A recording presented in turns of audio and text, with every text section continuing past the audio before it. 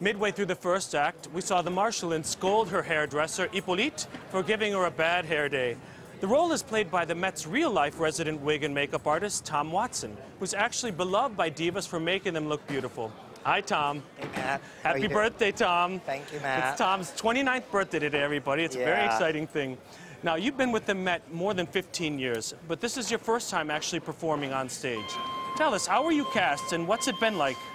I guess they wanted an old hairdresser to play the part. Oh, they shouldn't have hired you then. Yeah, right.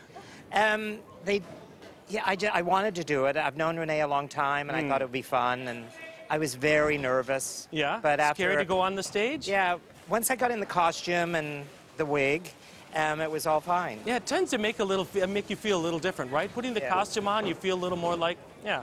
Let's talk about your day job. What are the responsibilities of your role overseeing hair and makeup? Working closely with the costume designer and deciding on what style and how it's going to work, and also working with the singers. A lot of, they have a big say. We don't walk in there and say, "Hey, Renee, this is your wig." Right. So I think you've said that to me, though. Yeah, we do. I'm not sure what that's. Yeah. All right. So, how many wigs did you have to make for this Rosenkavalier, and how many do you have to make in an entire season? I mean, we probably make around 2,000 new, including the chorus. Holy. Some are jobbed out, but all of the principals are made by my department, which is absolutely incredible, is with the makeup people.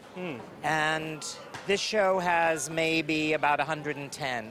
Wow. Which is about, average might be 70 per show, but some operas, like Romeo and Juliet, had 180. Oh my gosh. Yeah, so amazing.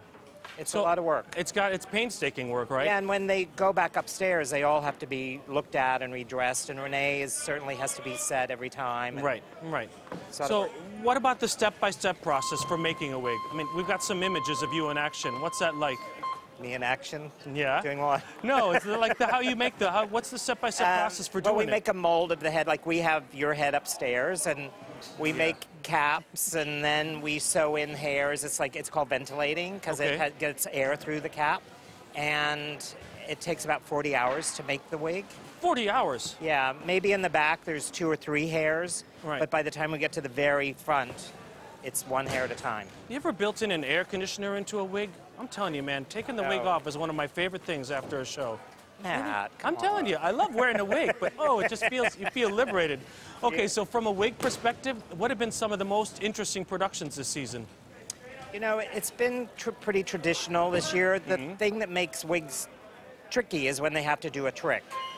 You know, like later on in the opera, there'll be a trick wig, and everybody will see it, and trying to figure those out. What do you mean by trick wig? Like things that they have to do something other than just make somebody attractive or older or whatever. All right. So they do something, like in Anna Bolena, when we had to cut all the pieces of hair off Anna to be like a ritualistic shearing of her head. Right. Those kind of things are hard to figure out.